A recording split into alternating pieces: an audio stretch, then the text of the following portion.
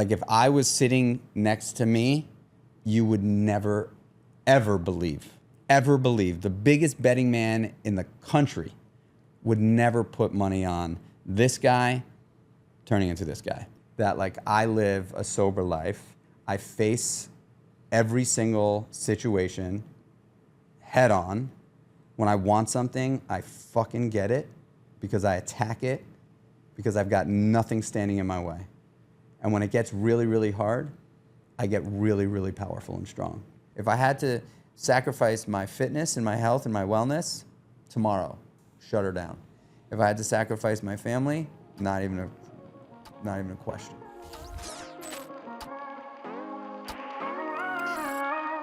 Michael Chernow is the entrepreneurial force behind Kreatures of Habit and the Meatball Shop. Growing up in the heart of New York City, Michael faced early challenges including a turbulent family life and the allure of nightlife, leading to a struggle with substance abuse. Following a near-fatal overdose, he committed to sobriety with the help of a mentor who introduced him to Muay Thai kickboxing.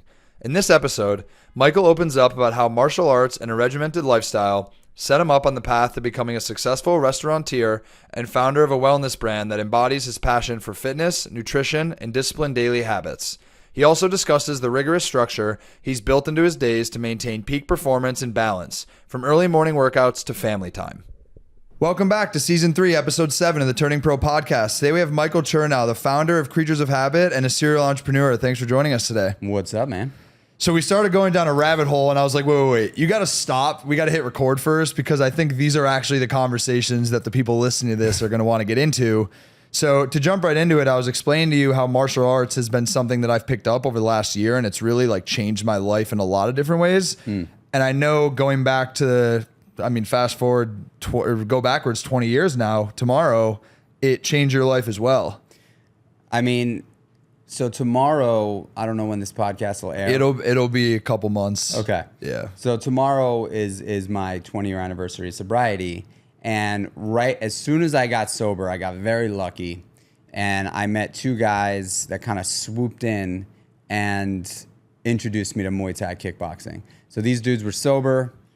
At that point, when I had made the decision, I was kind of like, I was done. I was depleted. I was beyond depressed and miserable.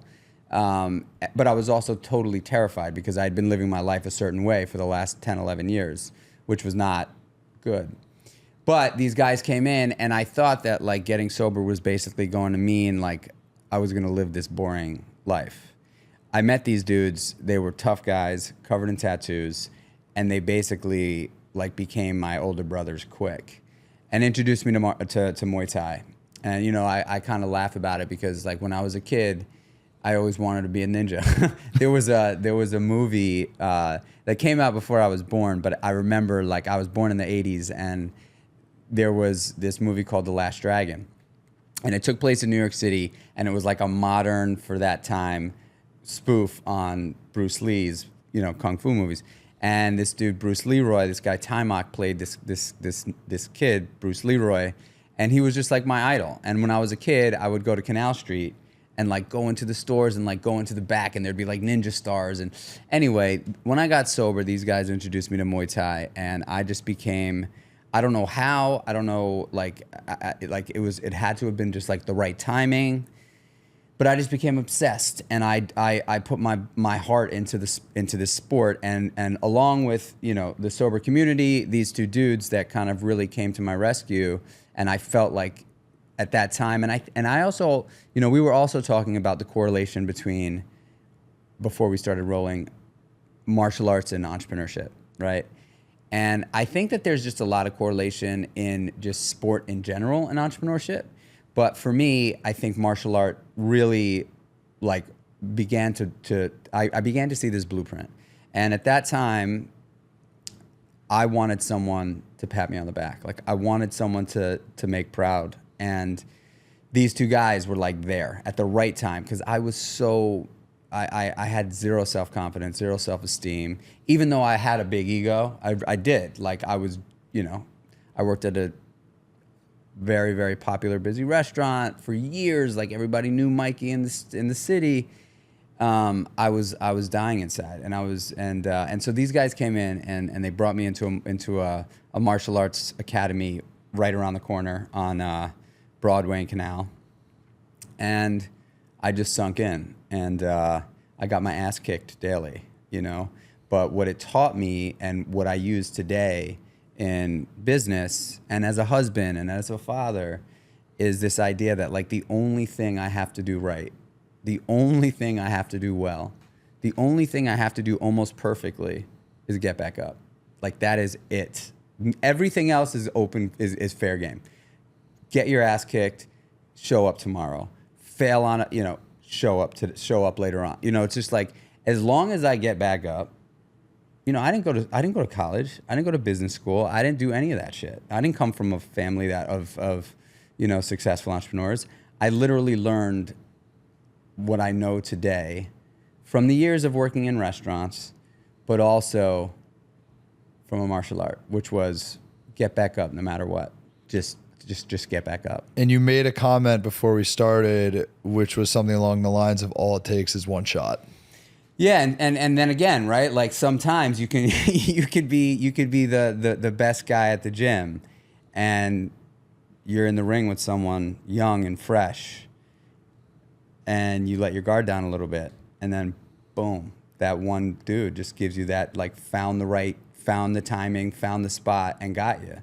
And you know, sometimes in business, right? Like you hear about these like pivotal moments, these turning points where maybe it's a piece of content, maybe it's a product. Turning pro. There it is, right? Like you hear about these you hear these stories about a business that was like, you know, doing well, and then all of a sudden they had this inflection point, and it was based on something, you know, not extraordinary. You know what I mean? And then boom, it flies off the handle.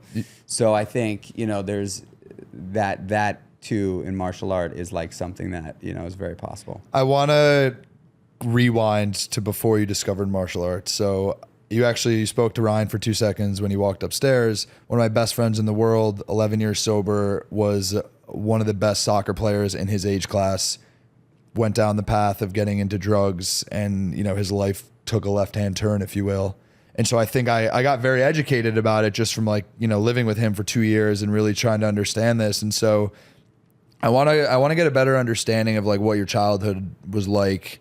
What was that moment in time where you're like, I need to say something, and if I don't, what are the alternatives, right? I want you to walk me through that journey.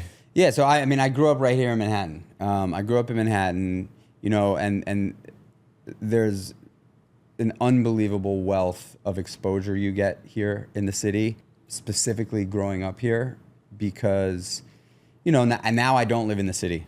And when I walk outside of my house, I don't see anyone at all. I mean, I could walk 5 miles, and I do, and I'll take a jog. Maybe I'll see somebody on a bike, or maybe I see rarely somebody else running. But, you know, I live in rural New York, man. Like, there's cars, but like I'm not seeing what they're wearing, their gestures, their body language, like none of it. You walk outside of your apartment right here where you live, and you're hit with like 1,000 people within you got to keep your head up. Yeah, you know, like you're it's just. So I grew up like that. I grew up in the sort of epicenter of modern day culture here in New York, and I wouldn't change it for the world. But I was also exposed to a lot of the bad news as well, you know. And so I started working in restaurants when I was 12. I had a pretty rough and tumble childhood. My dad was very, very tough.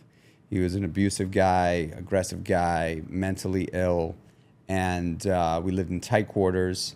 And he was on permanent disability, so he was just angry, you know. He was an electrician, had to stop working, and, you know, when he was relatively young. And then my mom was a secretary trying to float the fam. And so she was working, he was not. It was rough. I ended up becoming incredibly rebellious at a young age. And I was a great kid when I was young. As I hit that like 11, 12, 13, I wouldn't wish me on like any parent ever. And so I got a job in a restaurant when I was 12, and I was like, this is it. Like, I found my spot, you know, like I was working at night. My parents had no control over me, and I was able to be whoever I wanted to be in this restaurant. And so I continued working in restaurants all through high school. I moved out of my parents' house when I was 15. And I moved to 60. At first, I moved to Alumni Hall, which was like an NYU dorm that I was like crashing at. And then I moved to 68th Street, and then I moved down to 9th Street. And I lived downtown on 9th Street from probably like 17 till 1920. And I got deeply, deeply addicted to alcohol and substances. And everybody around me, for the most part, was doing the same thing. And that's because I was working in the nightlife. And I hung out with a lot of the wrong people. And I was always a good person, but I ended up doing, not the greatest things. And finally, it got to a point where I was like, heroin became a part of that story. And I overdosed. And I knew that was kind of like... when that happened and I died and then came back to life, I had made a promise, because I'd known for years, like literally since I'm like 15, 16, I had known that like I have a severe problem and the only person that's going to be able to help me is me, but I just wasn't ready. And that's something, anybody who's struggling with that or going through that, I have absolute empathy and compassion for, because typically there's a reason. Some people are predisposed. I think I had some predisposition to addiction, but really, the trauma or the experiences that you have in life will help motivate those decisions on a regular basis. And once you find the drugs and the alcohol are able to sort of manage your emotions and manage your mood, then it becomes a real crutch, and it's almost impossible to convince yourself to not want to do it when you are consistently in control of being able to numb yourself out. I knew that like I had a real issue, and I knew that if I didn't stop, I was going to die. And then ultimately I died, and was lucky, and I swore leaving that apartment on 13th Street, like this was it, done. I can't do this. Like everybody's telling me I'm dying. My friends, I burned bridges. I mean, I was 86 from every single bar south of Houston, north of Delancey, east of Allen, and west of Essex. Like legit. Like people wouldn't let me in anymore because I was just such a nuisance. And I just like saying that out loud. 20 years ago today, I was in the worst of the worst. Like this was it. Today, 20 years ago, August 1st, 2004, I was like, if I was sitting next to me, you would never, ever believe. The biggest betting man in the country would never put money on this guy turning into this guy. So I remember saying to myself, hey, this is it. Like I can't, I've just died. Like the fact that I'm walking right now is insane. And I found myself like 4 hours later back at it, And so I couldn't figure out how to stop. And then one day, 2 weeks later, I'd slept through work because I was still working in a restaurant. And my boss was like, dude, I love you. I'm watching you die and I can't do it anymore, man. It's just everybody, it would be terrible if you died here. And it would be terrible if you died, but I would never be able to live with myself if I had anything to do with this. So I have to let you go, And he loved me. He was like kind of like my surrogate dad, and he was always trying to tell me, but we partied together too, but he was always like, dude, you just push it way too far, Anyway, I begged him for my job, and he said, look, dude, if you show up here at 8 o'clock in the morning and clean the restaurant with the porters, I'll pay you hourly for the next 30 days and commit to getting sober, I'll give you a chance. I'm not going to let you work in the restaurant as a bartender, but I'll give you a shot, to try. Because I told him, I was crying. I was like, Frank, man, it's the only thing tethering me to like life, my job. Please. And I said, I swear I'll get sober. And then that was that, man. I haven't had a drink or a drug since then. And he let me eventually work back in the restaurant. And I met those two guys that kind of came in and taught me this life. And what these guys did for me was I knew a girl who I I was a bar back at a nightclub on Bleecker Street when I was like 16, 17. This woman, Karen, was a bartender, and like goddess beautiful, right? I had such a big crush on her when I was like 16, 17. And she thought I was the cutest kid ever, so she was always like flirty and having a good time with me, but she was kind of like this like older sister vibe. And whenever I was down and out, I'd call her and she'd like take me in, she'd let me crash on her couch. Anyway, I knew that she had gotten sober, and I called her up and I was like, hey, I'm ready, like I'm in a bad way. I'm ready, I need help. And that was, that phone call changed my life. She said, hey, I'm going to send over my boyfriend, who was one of those two guys. And he told me to go to this meeting. I went to the meeting. I didn't know what the fuck I was doing. And then he came to meet me, and he sat with me, and I was like, dude, this guy's cool. Like, I can't believe, like, wait, I could do that. I could do what he's doing, because he talked my language. He looked he looked the vibe that I was like, okay, this guy's not some fucking, you're not going to lecture me about like what I've been doing wrong. He's going to listen to what I have to say. And he did. He listened to me for hours. And he wrote this plan for me. And the plan was basically simple, kind of how I live my life today. But he was like, look, this is what I want you to do. I want you to wake up as early as you can in the morning.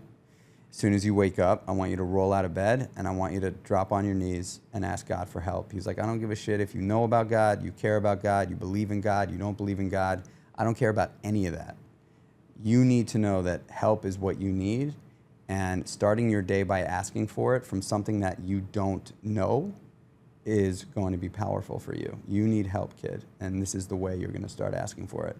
And then right after you ask God for help, you're going to stand up, you're going to make your bed, you're going to walk into the bathroom, you're going to brush your teeth, wash your face, take a piss, put on your contacts, and then you're going to put on some sneakers. And you're immediately going to get outside, and you're going to either walk around the block, run around the block, run 10 miles. I don't give a fuck what you do, but I want you to move your body first thing in the morning. And then as soon as you get back, you're going to have a big bowl of oatmeal. You're going to add whatever you want to it. But oatmeal is the easiest, healthiest, most satiating, and accessible thing that you can start your day with, getting into this new lifestyle. And then once you eat your oatmeal, you're going to go to this meeting, 10 o'clock, told me exactly where it was. And he's like, you're going to raise your hand, you're going to say who you are and where you're from, and who you are and why you're there. And then right when that's done, you're going to book it down to the gym, and I'm going to teach you a martial art. And it's going to hurt, but you're going to love it. And then once you're done training with me, or just training in general, you're going to have chicken and broccoli. You're going to take a nap.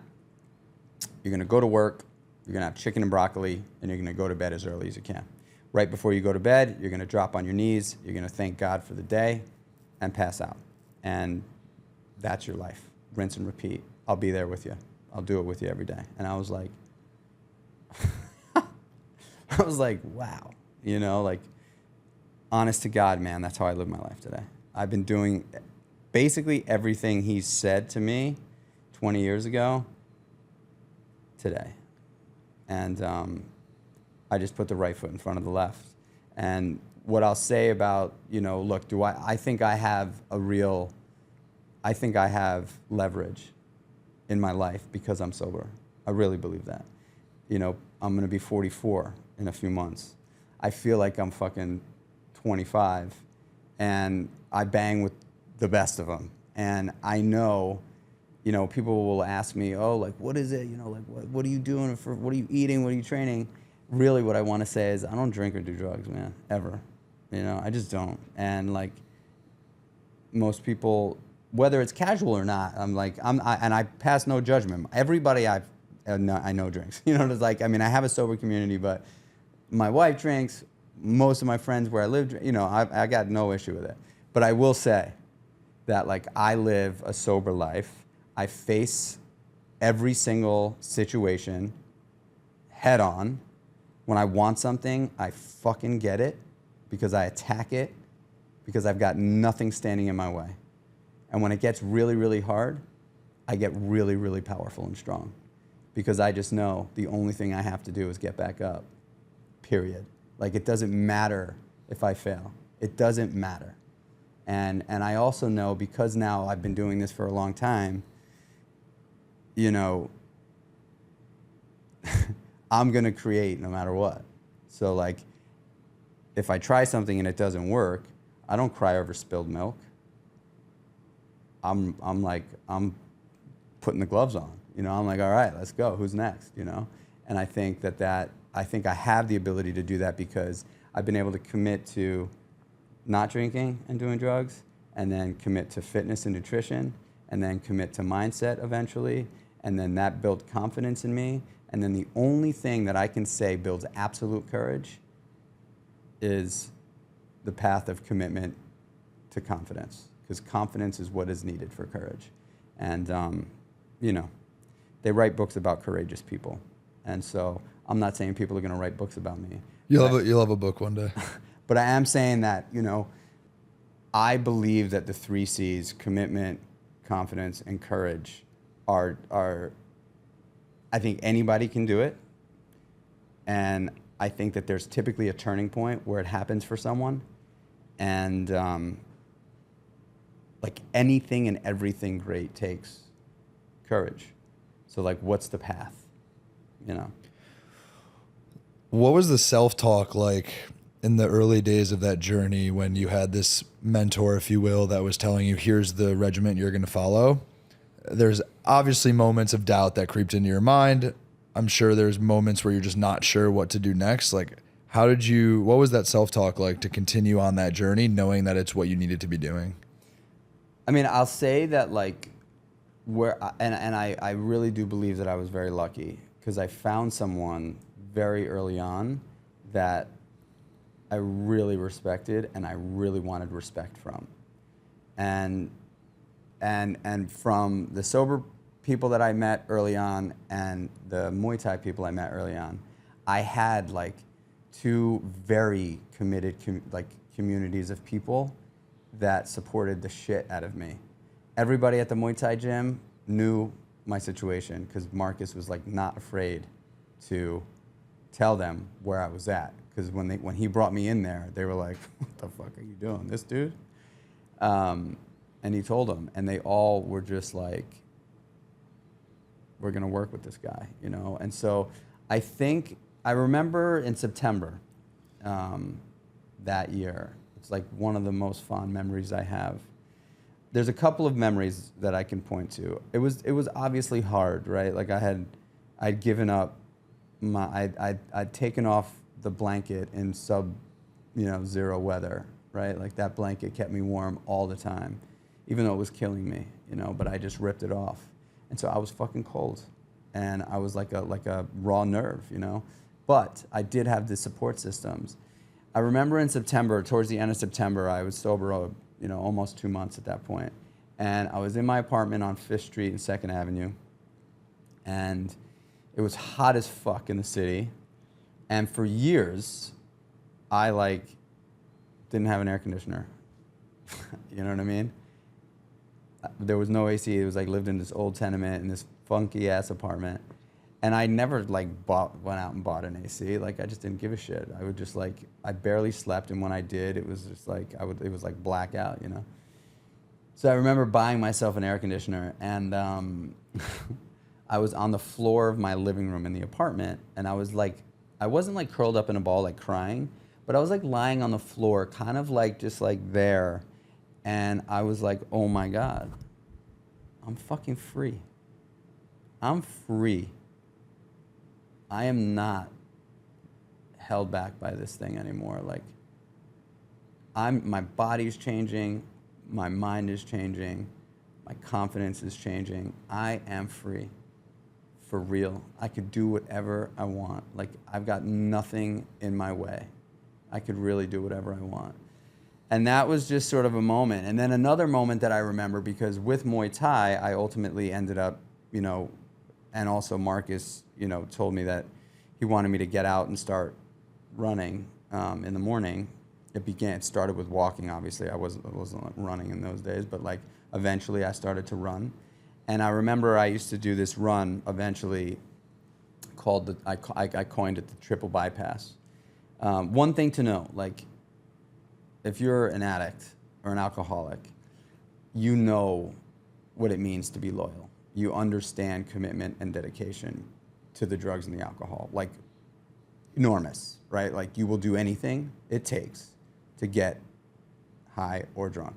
Anything, if you're truly an alcoholic or an addict. Doesn't matter what it is. And so you strip away the drugs and the alcohol, that ability to commit, dedicate yourself, and be loyal is still there. Yeah. You know it's there, right? You've been committed for the last 10 years. So once he told me to start doing these things, I was just like, okay, like I did. And so I started running, and running became a big part of my story in the early days. And I remember it was like a beautiful day in the fall, like perfect weather, like 60 degrees, New York City. And I used to run from 2nd Avenue, 5th Street, down to Delancey, over the Williamsburg Bridge and back. And I remember coming back over the Williamsburg Bridge, and they had kind of just finished, they had just finished some construction on the bridge, and it was like a bluebird day. And I was like running, and I was like, oh my God, dude, you're taking this for granted, man. Like, you're fucking running over the bridge. Like, look up. Like, you're running over the bridge. Dude, are you kidding me right now? Like, is this really you? Is this your life? And so, yes, there were definitely moments of doubt and fear, of course. I was fucking scared. But the stars really aligned for me when I was ready to take the plunge into a different life. And I found these communities that really were down to support me. And I listened and I did what they told me to do, you know what I mean? And then I just began to build my life, which is my life today is, you know, dude, I'm like, I've built 3 businesses, exited 2 successfully, run multiple marathons, competed in Muay Thai, became a pro bodybuilder, married the woman of my dreams, have 2 unbelievable sons that love me, and I love them more than anything on the planet. I'm living a wild dream life. What's your why? What's my why? I am a hunter, like a born hunter, I think. I am driven by connecting with human beings. And I have found, for me, like, peel back the onion all the way, other people are what get me going. Just connecting with people. Like, I am truly a human. You know, you ask me my superpower, I say, you know, you put me in, you know, in Watts, California at 3 o'clock in the morning, or the White House, like, I'm going to make friends, and I'm going to make them fast, and that's what I do, and that's what drives me. So really, my why is connecting with humans at scale. Like, I love people. I love people. I love connecting with people. I could talk to anyone. My wife hates it because I literally will, like, spark up a conversation with the clerk at the grocery store, and like, we're talking about shit, and Donna's like, can you please just, like, please, you know, I just do this on your own time, bro. I'm like, ah. But yeah, you know, my why is connecting with humans, man. I love that. That makes me so happy. Yeah. I'm just like sitting here listening, and it's in a strange way, like the level of, because you obviously don't know that much about me. Like, we just got connected, just met, but like the level of similarity is, and we're like 65 episodes into this thing, and the level of similarity is like on another level from my lens, knowing myself and learning about you in terms of like my why, the things that I do. Like, I'm not sober and didn't have the same stories as you in that regard, but like stopped drinking 2 years ago. I know you also have a podcast, like the fitness, wellness, connecting with people. Like, that is my aura as well, right? Like you saw on the roof, we have a sauna, a cold plunge. Mm-hmm. What I don't think I told you is we have this community called Founder Wellness, where we host cold plunge and coffee hangouts like 3 to 4 times a week. We've had like 200 founders come over in the last month and a half. Sick. Because I also get energized by people around me. And I think the biggest thing is, in a lot of ways, when you find this vision and this path of the things that you want to do relentlessly and the things that matter to you, you can feel like a misfit in certain crowds if there's people that just don't understand and don't get like your why, like what you do or why you do. the thing is, you start to become more successful and you start to become more laser focused on the things that are important to you. I think it becomes more challenging to find people who can connect with you on as deep of a level. You could go talk to anyone on the street and find conversation and make conversation, but to meet someone who understands at your core, like, why are you still building more businesses if you've exited two? Like, why are you still fighting people when you've already done the marathons? You've already done this competitively. Like, I think a lot of people are like, dude, don't you want to just kind of chill and hang out? Like, you've made it. But when you meet people who share that same passion with you of just like, it's all about the chase, it's not about the destination, and it's about challenging yourself to be better all the time, you just find like such a beauty in that. So I think one of the questions I have for you is, like, what do you think about momentum and habit stacking? As you think about, like, obviously it's a huge part of your life. I think there's people listening would love to hear that, but like, you're someone, from my understanding, you've just taken this concept of momentum and habit stacking from like the day that you got sober to like fast forward 20 years, and you have this like aura and energy about you where it does not seem like you're slowing down anytime soon. Well, my life is defined by the decisions I make every day. Everyone's life is, right? Life is essentially a string of choices. And, you know, like, some are totally non-intentional, right? Like, if my wife wouldn't have walked into the restaurant that I was working at the day that she did, like, my life would have been very, very different. If the guys that she was with chose not to leave early and, you know, all left together, like, I wouldn't have met my wife, right? And I wouldn't have kids, you know. Habit stacking. So habits have dictated my life. They almost killed me because I had some really bad ones.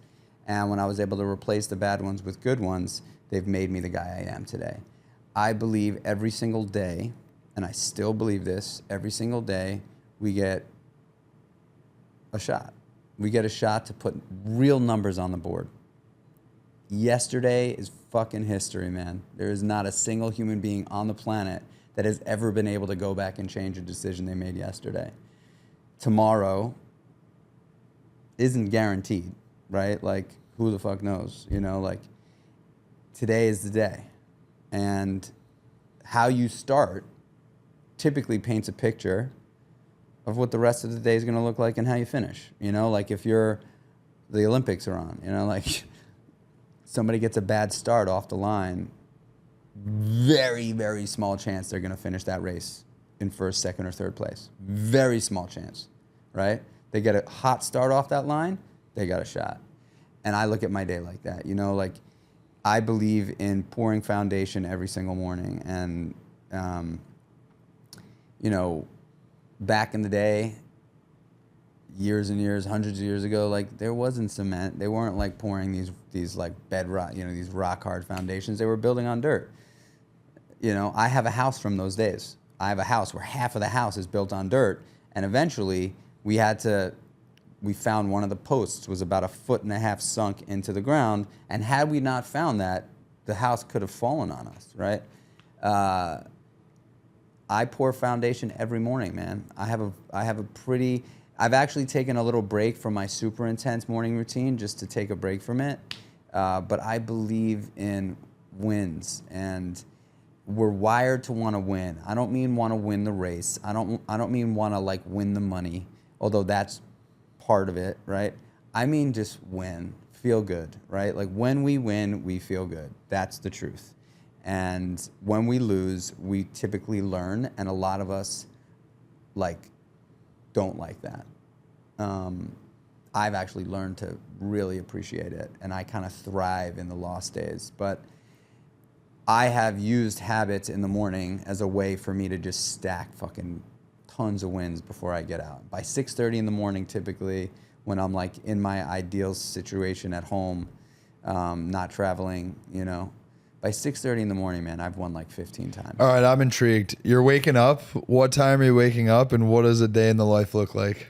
So I'll give you the, like, my ideal scenario, which is what I do probably 75% of the time, and then I'll give you the non-negotiables. I'll start with the non-negotiables. So for me, non-negotiable is I typically wake up at 5:15 every morning.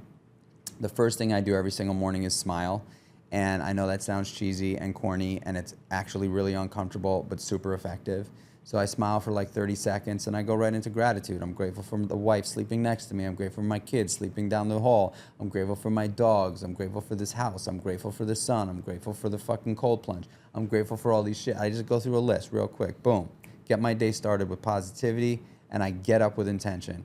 And I throw my feet down on the ground, and I very quietly sneak out of my bedroom because my wife is sleeping, and I make my way downstairs. I go into the bathroom, I take a piss, I wash my face, I brush my teeth. I floss now. I added flossing to that. Wow. And yeah, Big disruption. not, believe it or not a lot of people are doing that.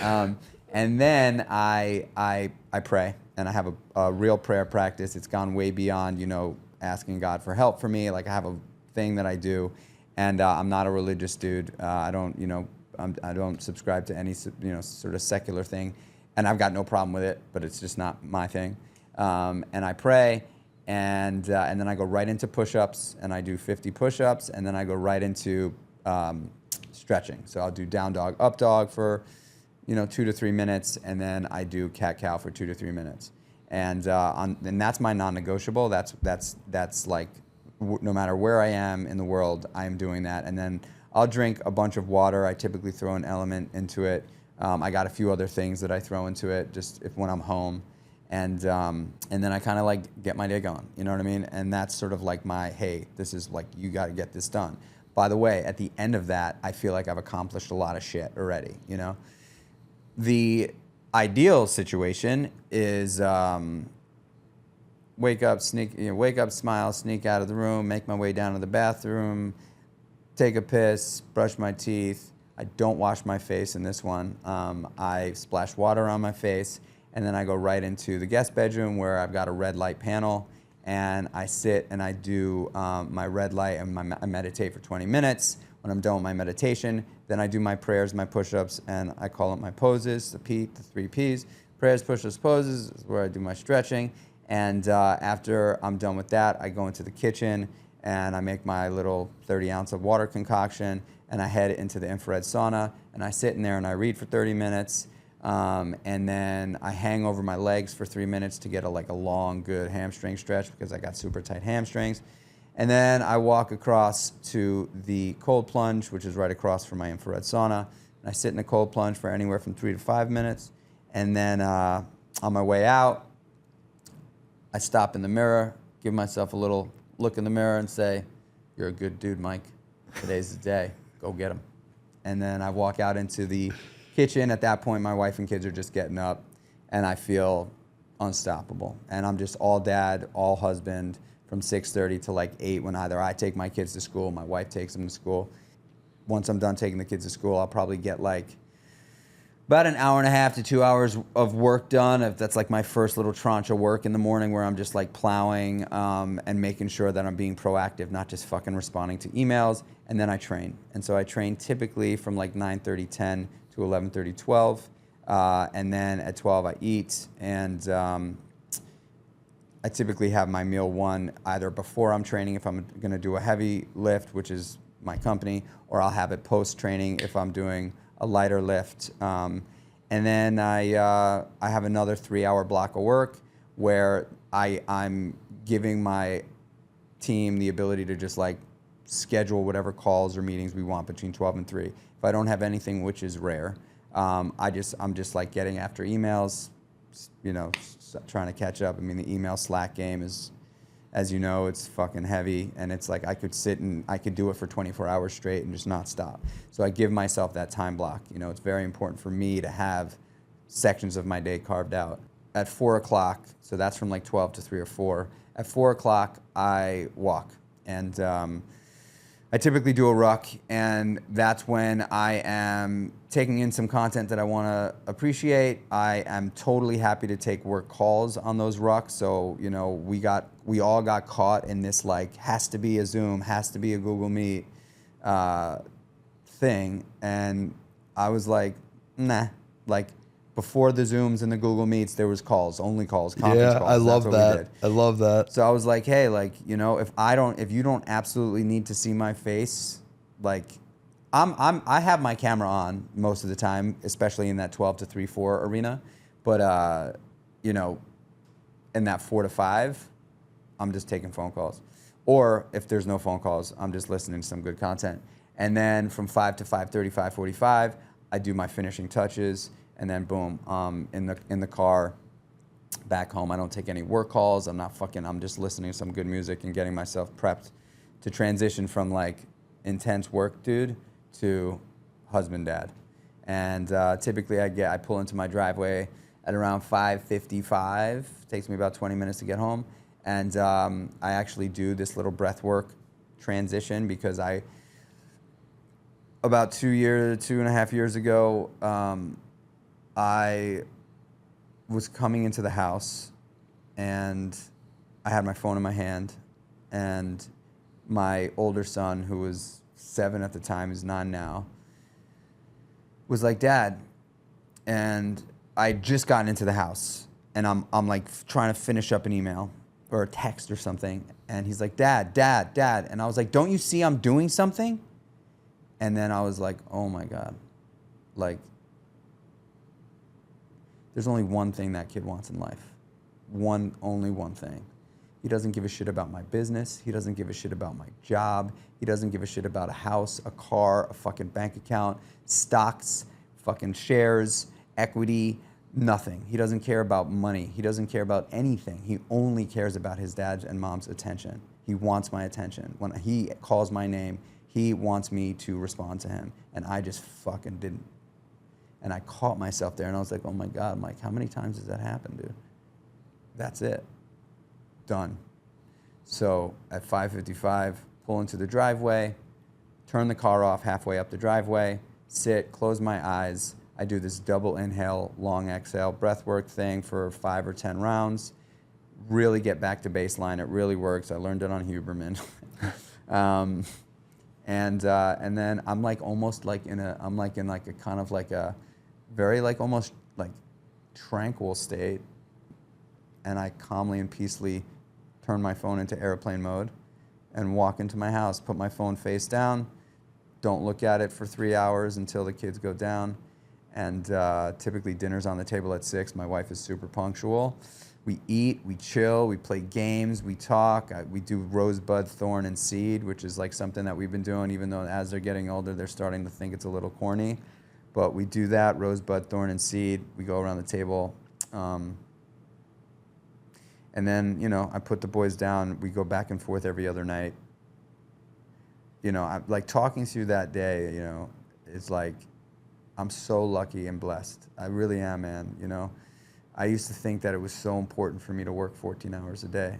I know we're on a podcast about entrepreneurship and doing hard things in a bunch of different ways. And I really used to wear it on my sleeve. When I founded the Meatball Shop, like, man, if I wasn't putting in at least 12 hours, like that was like baseline. If I wasn't doing that, I'd walk out of work feeling guilty. And I used to think that I need to work at least 7 days a week, you know, just because I'm the fucking founder and I need to fucking wear that weight. I work like 7 hours a day, sometimes less, sometimes more. And I get such efficiency in my life through doing that. I've got an amazing team that do that too. I don't expect them to answer an email if I send it at 8:30 at night. I don't expect them to answer it at 8:40. I do expect them to answer it at 9 the next morning.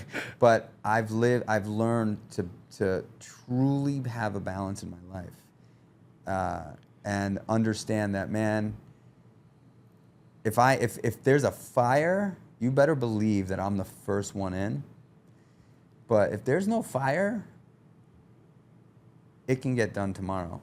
Because I just know, like, if I don't draw a boundary in my life, I can kiss my family life goodbye. And my family is everything for me. I'll fucking put a match to any business right now.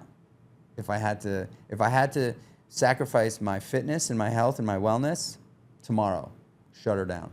If I had to sacrifice my family, not even a question, you know. 2 years into Meatball Shop, I honestly, maybe I had one day off. And my days were insanely long. I would get to the restaurant at like 8:30 in the morning, and I wouldn't leave the restaurant until sometimes 4:30 in the morning. And I was getting very little sleep, and I was married already.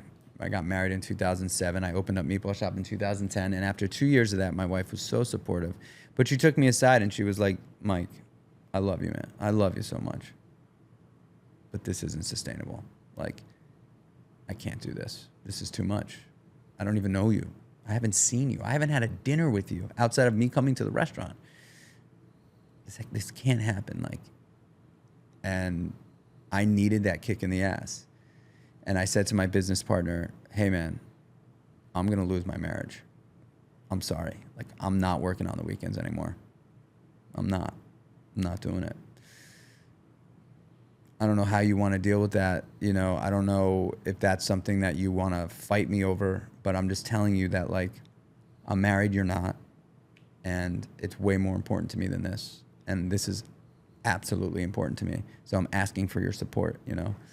And he supported that. And then we rented a house upstate, and I said to her, because I was very transparent, and I was like, you know how much I love you and how important you are to me.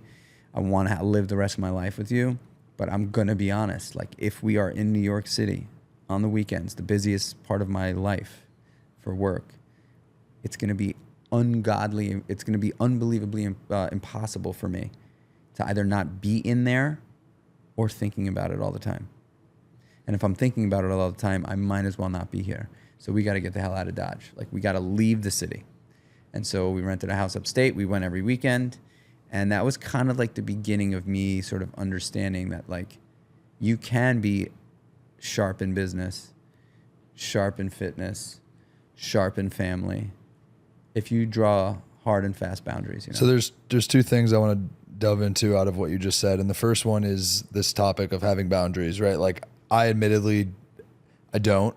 I work around the clock all the time. It's definitely an issue. I'm curious for you, was there a moment in time where you made this switch, and would you credit like the prior success you had to allowing yourself to make that switch? Because I think there's, in my opinion, there's levels to this, right? Like, are you already successful and then you're adding boundaries? It's like, how many tech entrepreneurs do we see who are all about fitness and wellness, like after they destroyed their body for a decade and made $1 billion? Yeah. Right. No. So like, as you know, I'm 28 years old. This is my first company. We're 2.5 years into it. I'm grinding, like I'm working hard, and I love it and I enjoy it. But I've always told myself, like, live the next few years of your life like most people won't, so you can live the rest of your life like most people can't. And so I'm curious, when you look back at your 28-year-old self, like, do you regret that effort that you put into the things you're doing? Or would you say that a lot of that you exerted is actually the reason that you can have boundaries in your life you do today with a family? I mean, 1,000%. Like, I needed to do that. It was necessary to do that. And I had a supportive wife that, like, was like, okay, go for it. Like, I know what you got to do. But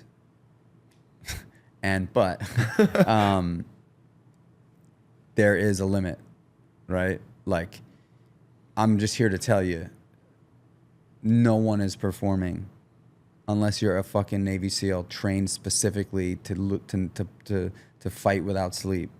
No one is performing at 100 when they're working 15 hours a day, 6-7 days a week. They're not. I don't care who you are. You're just not. Now, sometimes it's just required. You got to do it. So you're going to just have to, succumb to the 75% of you, right? Like, this is what it is. It's needed right now. And I would argue to say that, like, chances are, had I not done that, I wouldn't be sitting here. That's the truth. So, yes, do I think you've got to put in time like that? 100%.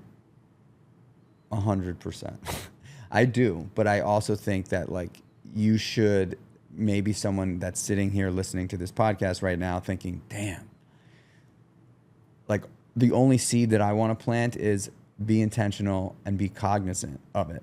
No, like, all right, I'm going for this. I'm taking the leap. I got 3 years in front of me where I am going to bleed. I'm going to fucking bleed. And I'm going to let everyone around me know that just because I'm a bloody mess doesn't mean I'm dying.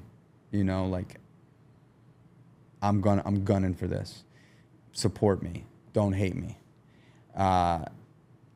But if you continue to feel like you're pushing a 1,000-pound boulder up Mount Everest, that's why I say just be cognizant of what you're doing.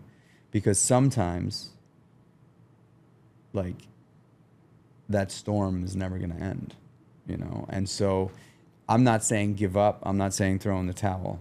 I'm just saying be intentional and be cognizant of the decisions that you're making. I know a lot of people in the world of foundership that just hold on tight and don't want to let go for the wrong reasons, you know? And like I had a conversation with a guy yesterday who I coach, who's an amazing dude, and he's also in the restaurant biz. I have like this I like take on a couple of guys in the beginning of the year to coach for 3 to 4 months. And you know, the way I have conducted, and sometimes I've been steamrolled, but most of the time it's actually worked out for me. I do my diligence when I bring people into the team. I take my time in hiring, and I fucking have made mistakes. There's no doubt. But I really do put in the time to vet the right people. And once they're in, I give them my absolute trust 100%. You have got it all. Like I didn't hire you to do your job. I have no interest in doing your job. Zero. Like, I want you to come in here, be a part of this thing, fucking make decisions, ask for forgiveness or high five when you win. I give you my trust in your specific arena department. It's your job to hold on to it, right? But I also know a lot of other people that are, you know, in an entrepreneurial role that don't do that, that hire people and then make them earn their trust. And it's an awful way to live, because, or an awful way, in my opinion, to conduct, because you're constantly micromanaging. That person never feels like they're getting their feet settled into the sand. They're always on their toes. They're not performing. I'd much rather give somebody all my trust and have them lose it than have them earn it and never perform out the gate. And so I give them all my trust. I say, you've got autonomy. You can make these decisions. I do not want to hold your hand. I am a bad micromanager, so you don't want me micromanaging you. And if I feel like I have to start micromanaging you, you should just know. So what I do always in the hiring process, and I know I'm kind of going off on a tangent here, but maybe it's valuable for someone. Whenever I hire somebody, I do a 30, 60, 90. And we meet 30 days in, 60 days in, 90 days in. If you've got a few dings on 30 days, you can plan to pack a bag. Like if there's a few dings on deliverables that you've agreed to in a scope of work, whether you're a contractor or an employee, if you've got a few dings in that first 30 days, I've given you full trust, all the tools, it's not going to work most likely. But I give you 30 days to get to 60. If you turn it around at 60, you got a shot. But if you don't, you don't. It's, you know, and I feel like that has been so helpful, right? Like somebody, on the day they get hired, 30 days from that day, they get a review. 60 days from that 30 days, they get a review. And then 90 days, they get a review. And it's just like, I just like lay it out. And I'm like, hey, and I'm very upfront too.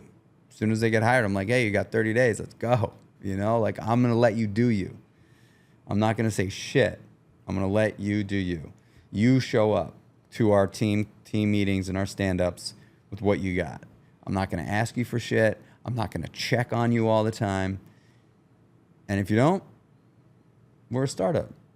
No one's coming for you. No one's going to give it to you. You know? I have the same exact philosophy, and we've actually talked about it a lot in this podcast, of this idea of giving trust on day zero and making them give you a reason to not trust them, or to just let the default be like, we have this trust, keep going. Totally. The other thing I want to talk about with you, because you alluded to this, but the importance of the environment that you put yourself in every day to be successful. So you talk about how you left New York because you couldn't fathom being here in the weekends because it would distract you with your work.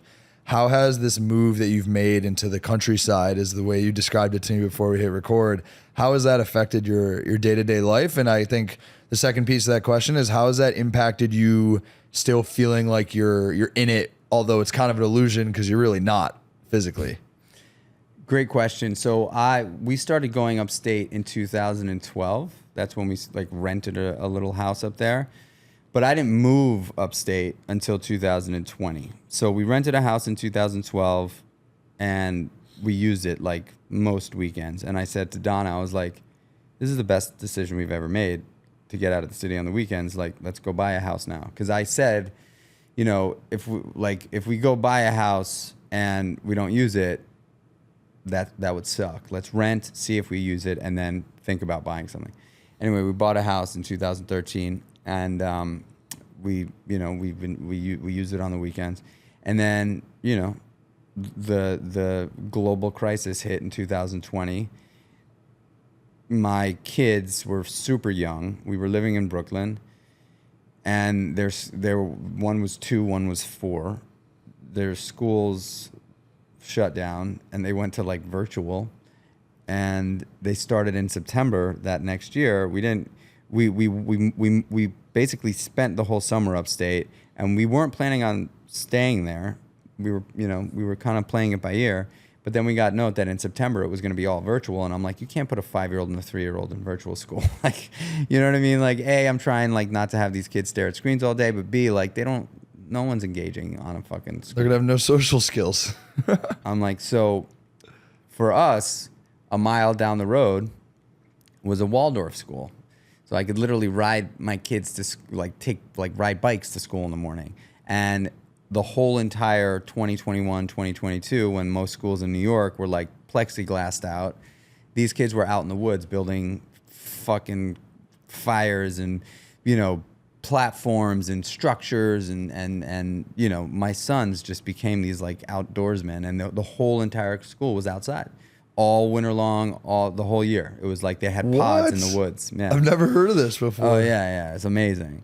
And so, and the community was awesome. I mean, it was definitely like a whimsical kind of vibe for kids. Like, I had to like, I've got 2 sons. Like, I want nothing more for those 2 to be savage athletes. You know what I mean? But like, I also know like, hey, everybody's got their own thing. Both of my sons happen to be like more passionate about creativity right now.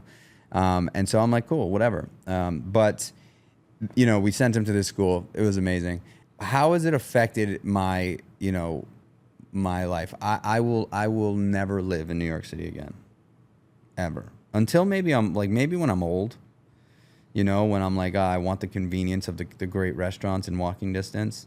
Community here is, in my opinion, for like the years that I spent my whole life here, it's kind of it's a little fake. People, you hang out with people because they're there. Enormous amount of fabric to the relationships and substance. Where I live now, we invite people over for dinner every weekend. People are coming into my house. I'm cooking dinner for them. We're having awesome conversations. We were building real friendships and real relationships. And I'm not saying that doesn't happen here. I don't want to, I'm not trying to like paint this bad picture of New York City and culture and community, but it's just different there for me. And I feel like I've really settled in, and I didn't know that would be possible. I'm a New York City kid through and through. I wore that shit on my sleeve. I believe New York gave me the grit that I have. I always said that I was going to raise my kids in the city because I wanted them to have a similar grit. Now living in upstate New York, 2.5 hours out of the city, like I could be here in a blink of an eye. I can get the energy shot that I need. I come down every couple weeks. So I stay typically 2 to 3 days. Like on that second day, I'm like, get me out of here. I wake up every morning. I'm like, I've got space, man. I've got space. I mean, I got very lucky when I bought my house. I bought my house, whatever it was, 12 years ago. And I have 55 acres. I've got like a compound. Oh, wow. I've got like barrel saunas and cold plunges and pool and ponds and, dirt bike paths and, it's crazy. I would never live back here. I mean, you'd have to, unless, when I sell Creatures of Habit, maybe we buy something, back in the city just to have a spot. But man, no, I don't need to. I spent years in the mix here. I was in the restaurant biz for a long time in a successful way, developed amazing relationships. And whenever I come back, I can always hop into those relationships. But most of the time, I honestly come down in the city, take care of business. I have a hotel that I stay at in Williamsburg. I get my stuff done. Maybe I have dinner with a couple of close friends, and then I'm out. I really do feel that I'm living my best life there, and I have a real I feel it feels right. The comment you made that's really interesting to me about how relationships, I would say, to paraphrase it, it's harder to find real relationships in New York City. They do exist, but there is definitely a lot of transactional fake bullshit going on in this city for sure. And people who get here for the first time who don't understand that usually learn the hard way. I would tell you that for me, the number one filter that has allowed that to change or to be more aware of it was when I stopped drinking. Mm-hmm. Right. So I dropped, not even dropped, I just drifted from so many people when I stopped drinking because I realized that a relationship was grounded in what bar are we going to or where are we going out. Totally. It was you don't actually know much about me and I don't really know that much about you, but it took me to stop drinking to actually realize that we don't really know that much about each other. And then the second thing, which I think we have in common, is I've used different activities that I like cold plunge and sauna, as a means to community, because odds are if there are people who are showing up to do these things, that's a commonality that we have that I probably had with the people who liked to drink when I would meet someone at 3 a.m. at a bar instead of at 10 a.m. on a Saturday with a coffee in my hand sitting in a cold plunge. Right. With that being said, I 100% agree that I don't want to raise a family in New York. I think, I'm in my late 20s. I'm in my build phase right now. I'm having fun. I think it's a good place to be for this, but I do really admire the way that you've gone about that progression in your life. Look, I know we're coming up on time. I want to give you a chance to at least explain your business. I think to me, when it takes a full episode before you even get to talk about the business, to me is usually a sign of probably a good conversation. Mm-hmm. But I'd be remiss to not use this platform to talk about what you're doing because you're up to some amazing things. Yeah, so I'll just give you the quick the quick and dirty on my business life. So I got sober, ended up going to culinary school. I actually knocked on Frank's door, who was my boss at the time, that really was the catalyst or one of the key components for me making the decision to get sober. And I was 25 years old, and I had, at that point, I'd been sober almost 2 years, and I knew I was going to open my own spot. I just knew that was going to be the case. And so I said, "Hey, dude, can you sit down and have a cup of coffee with me?" And he was like, "Yeah, come over." So I sat down with him, and I was like, "Frank, I really want to open my own restaurant." I'd been working for him for almost 5 years at that point. And he's like, "Ooh, Mikey." And I was like, "I'm just coming to tell you, man, I really want to do that, He's like, "Man, I just don't know if you have it in you." He's like, "You're newly into this new life. I just be easy. I just don't know if it's the right thing for you." And that lit a fire under my ass like no one else, man. And I was like, "All right, okay." And, we talked for a little bit. And then as I was leaving, and he was like, "But if it was something that you really wanted to take seriously, you should go to culinary school." And I was like, done. I got home, fucking researched culinary school, couldn't afford the Culinary Institute of America, also didn't want to leave the city for 4 years, but the French Culinary Institute was in the city, and I can get the culinary degree in 2 years. And I was like, let me see what the deal is. So figured it out, applied for financial aid, got it, went to culinary school about 14 months in, found out that Cornell was partnering with the FCI on a truncated version of their hotel hospitality program, which is the best in the country. And I was like, oh my God, I'm here. I got to do that, And that was a year-long process, or maybe 15 months. I was like, I got to apply for that. So applied for that, got the scholarship, finished that. And I was 27 when I was done, 27. And I spent 6 months writing a business plan for Meatball Shop. And I'd been working at this restaurant now for 7 years, something like that. And it was a real regular spot. These guys have watched me get hired as a kid, like 20 years old, be a complete fucking maniac, but they loved that maniac. Get sober, find a wife, get married, go to culinary school. These guys literally watched my life, you know? And I wrote a business plan and I dropped it in front of all the regulars. And they wrote me, 14 of them wrote me a $25,000 check each. Wow. Yeah. And so with that money, I had like 20 grand saved up. My partner Dan had 20 grand saved up, and we raised just under 400 grand, opened up the Meatball Shop in the Lower East Side, smashed it. Didn't know had literally no idea, but like crushed. And that first year, you know, we had projected 1.2 million in sales, and we did 4. We paid our investors back in 6 months. One of those investors was, you know, a really sort of smart, wealthy guy, and he was like, look, you hit gold. I want more. Here's $3.5 million. Like, let's go scale this thing. And so we opened up 5 more restaurants in that, but you know, over the first 18 months, I mean, we were on Good Morning America, the Today Show multiple times, cooking meatballs with Jay Leno on his show, with Jimmy Fallon, Chelsea Handler. Like, it was nuts, man. We were all over the place. They made a fucking TV show about us. Like, it was crazy. And about 4 years in, Dan and I were butting heads. We couldn't see eye to eye. There was a lot of money involved. And, you know, I just knew that, like, if we kept on going down this path, it was just going to affect everything else at Meatball Shop. And I really felt like I had what it took to open up a second concept, and I wanted to see if I was like a one-trick pony or if I was a serial entrepreneur. And so I said, guys, I'm going to sell you some equity. Let's find somebody to take my seat, and I'll take a seat on the board. I'll advise, whatever, but like Dan and I are going to kill each other. It's not going to work out well, and I'm happy to like do this. And that was after I could not convince them to. We had a real hard offer for the business at like obscene multiple, like a 30x multiple. And they said no. Daniel, we had 2 stores that were like in development, and we had 5 stores at the time, 2 stores in development, and these guys offered us $45 million.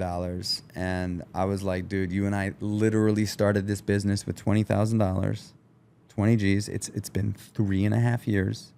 These guys want to buy 60% of the company. You and I will still own a large percentage of the business, and they're going to throw a ton of money on the balance sheet to scale it. Like, what? How could you not think this is the deal? And he's like, because there's 2 stores in development in 12 months. If they think it's worth 45 now, it'll be worth 55 in a year. And I'm like, yeah. But like, tomorrow doesn't exist, dude.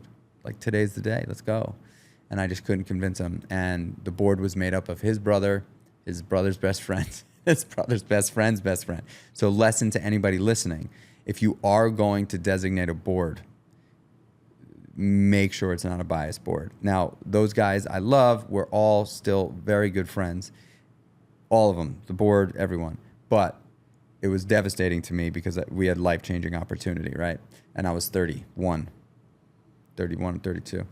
Anyway, that was enough for me to say, okay, like, I'm going to try to cash my chip. So a year later, I sold equity, nowhere near that valuation. I didn't get hosed, but it was like not even close because I sold it to the partners. And then I took some of that cash and I launched Seymour's, which is my second restaurant concept. Did it without a partner, crushed it in year 1. Really similar story to Meatball Shop. Ultimately, the guy who was running Le Pen Quotidien at the time was a mentor of mine. He had opened up 1,200 Le Pen Quotidiens over the last 10 years. And I always used him as a soundboard for me. And I said, hey, dude, he came to opening night. A week later, wrote me an email, said, I want to help you scale this. I want to leave Le Pen Quotidien. I love this brand. I know I can do it. Like, let me help you scale this. And I was like, dude, you're 15 years my senior. You've opened up 1,100 and, you know, fucking 95 more restaurants than I have. And there's no way I can be your boss. And I'm not ready to have a boss, you know? So, like, let me get a little breathing space here. I just got out of a tough relationship. Like, let me just do this. And he was like, cool. 6 months later, he was like, I raised a bunch of money. I really want to do this with you. I think you should consider. And I was like, look, if you want to take this from 6 restaurants to 60, and if we can get this thing to 25-ish million in revenue by the 6th store, and you commit now to buying a chunk of my equity so that I can go create another brand again in 4 or 5 years, I'm open to having the conversation with you. And he was like, that's my plan. And I was like, okay. And so we did it. You know, we raised money. We opened up 5 stores together in 2019. I sold him a bunch of my equity, and I began the process for building what I'm currently running now, which is Kreatures of Habit. And, you know, Kreatures of Habit ties into my journey in a real way. So wellness, nutrition, fitness has been the foundation, the cornerstone of my happiness and success in life. I owe everything I have today to my sobriety and my commitment to fitness and nutrition. Everything else came after that. My wife, my kids, business. And I just knew that the next thing for me had to be like totally aligned with my lifestyle. And that is of fitness, nutrition, and mindset stuff. Living better based on the decisions that you make. And so I came up with the name Kreatures of Habit. It was originally going to be a restaurant that I was going to use as an incubator for a line of consumer packaged goods, because I knew that if I wanted to live, you know, if I wanted to align with this wellness lifestyle, I couldn't be working in restaurants all night. So I wanted to find a way out of that, but I still thought that I needed the restaurant as sort of a springboard. And I created this whole concept, and I raised money for it, and the pandemic hit. And so the whole thing kind of came crashing down like everybody, right, at that time. And so we moved upstate. I hired an executive coach, and I was like, help me see me in a different life, like in a different business. And she was like, you're a creative entrepreneur, man. You don't need a restaurant. She's like, find another medium. You know what I mean? Like, you're going to do it. And so that's when I just went, fuck it. I'm going straight to CPG. And I was on a run. I knew the name was Kreatures of Habit. I'm like, how am I going to launch a compelling product that has that's organic, that has authenticity to me? Like, I can't just develop something out of nowhere. Like, in the restaurant, it would have been easy. We're making sauces, we're making breads, we're making, things like that. Like just out of nowhere. Like, I know how to build a restaurant concept. I just didn't know how to build a consumer packaged good. And I was on a run, and I was like, oh my God, it's right in front of me, man. I've been eating this fucking oatmeal every single day for 20 years. At that point, it was 16 years. And every day I make the same oatmeal. It's oats with 30 grams of plant protein and chia seeds, flax seeds, pumpkin seeds, pink Himalayan salt. And then every single day on the side of my oats, I would have omega-3 fatty acids, my fish oil. I would have a probiotic, digestive enzymes, and vitamin D3. And so I'm on the right track. Those are what I do. Yeah, those are the bomb. Those are the essentials. Right now, creatine, of course, is a big one too. But that was my morning routine. That's what I had every single morning. It took me 20 minutes to make. I loved it every day. And in the summertime, I would make it overnight. So I would do the same thing, but I would just do it overnight. So I wasn't eating a hot bowl of oatmeal in the morning. I was on this run, and I'm like, this is it. I am going to freaking figure out how to make my oatmeal concoction that I've been fueling myself with every single day through business ventures, through sport competition, through challenges just in general. Like, this is what I rely on. I don't think about it. I don't waste my fucking time worrying about it. Like, I know exactly what I'm going to have every single day as my first meal of the day. And that healthy meal is going to, and it's delicious, is going to paint the picture of the nutritional journey for the rest of the day. Also fuel me and satiate me. I'm like, man, if I can figure out how to get that to more people, not only will I be able to package this habit that I've been doing that stand the test of time for a guy like me for 16 years, but I'll be able to tell my story like I'm doing right here with you right now. I wasn't able to tell this story when I was in the restaurant business. It didn't make sense to tell my sobriety story, And so I got home from that run. I told my wife what I was going to do. She was like, you really are. You really have lost it. Like, I know you're crazy, but now you've really jumped off the edge. That's when you knew you were on the right track. Yeah. She's like, you own 13 restaurants in New York City. She's like, you're going to start making oatmeal? Like, that's what you're going to do? And I was like, yeah, watch me. yeah, I was like, that's what I'm going to do. Like, I have a feeling, you know. It's authentic. There's a story, there's substance, there's a brand that I can build around this thing that I've been doing for so long. I could tell the story. I can inspire people that change is possible. You never know where the catalyst will be. For me, oatmeal was a big part of that. I needed something to sink my teeth into, positive, every day, daily use. And that's it. I put 250 grand into a bank account. I didn't ask for any help out for like raising money. I just said, I'm going to go ahead and fund this thing to kick it off. I spent a year. I called everybody I knew in CPG and I said, please help, please help, please help. I have no idea what I'm doing. Like, I remember being on these like early day calls and there was like CAC and AOV and I'm just like on Google, like fucking shit. Like, aren't I supposed to know this stuff? Like, finally I said, hey guys, I don't know what you're talking about. Like, you've been talking for the last hour. I haven't said anything for the last month. The truth is, I don't know any of these acronyms. Like, just talk like a normal person for a little bit, just so I can get good at this, you know. And everybody was super patient with me, and man, we did it. You know, I came up for that first year. I was in development, came up with the product. I called up Gary V, and I was like, dude, I'm making an oatmeal business that has a cool line of apparel attached to it. Like, here it is. Here's the brand. What do you think? And he was like, dude, this is Kith meets Quaker. Let's fucking go. Wrote me the first check. Brought in a bunch of other guys, raised some cash, launched it just under 3 years ago. And, you know, we've been slinging a lot of oatmeal. We launched a second product. So basically, it's a high protein overnight oatmeal. That's our hero product. It's called Meal One. Brand is called Kreatures of Habit with a K. It's gluten and glyphosate free oats. It's 30 grams of plant-based protein, chia seeds, flax seeds, pumpkin seeds, pink Himalayan salt. It's got D3 in it. The omegas are coming from the seeds. It's got a probiotic, strong, beautiful probiotic, and digestive enzymes, super easy to digest. It's got great gut health benefits. It is like it's like a legit satiating, incredibly healthy meal, perfectly balanced in macros. And man, like, you know, I'm not in the oatmeal business. I'm in the better habit business. You know, like, I'm really out here trying to fucking pitch better decision making. And I'm doing it through this brand because I know how it changed my life. And literally, we started the podcast where I was like, hey, every day we get a shot. Every day we get a shot. It doesn't matter what happened yesterday.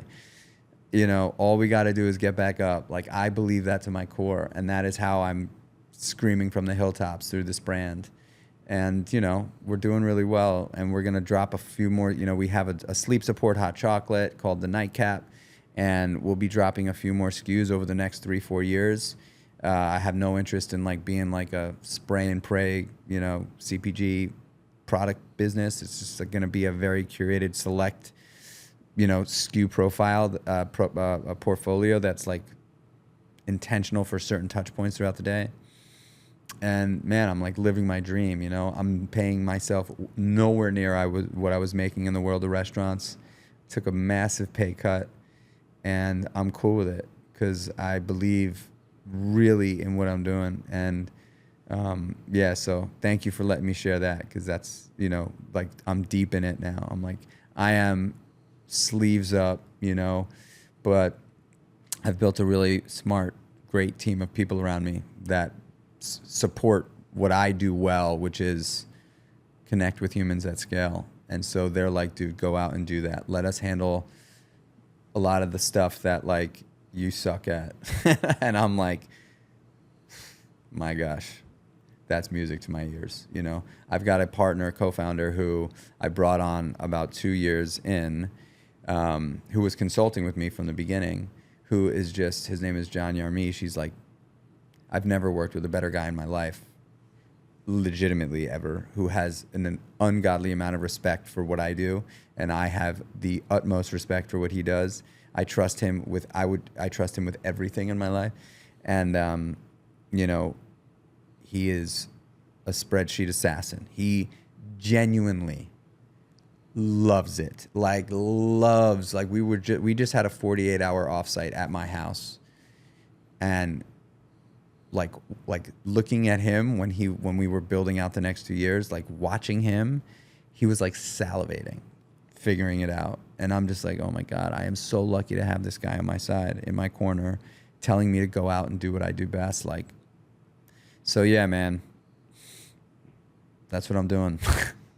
I mean, that is a great place to wrap. That was absolutely epic. I appreciate you coming on today. Dude, thank you so much for having me. You want to look at the camera on the left, let everyone know where they could find you and what you're working on? Boom. Thank you guys for listening. You can follow me at Michael Chernow. That's like my personal journey where I throw a lot of my business shit into. And then, of course, Creatures of Habit at Creatures of Habit, Creatures of Habit with a K. And then you can go check out what we're doing on our website at creaturesofhabit.com. Creatures with a K of habit.com. Make those decisions. The choice is yours, y'all.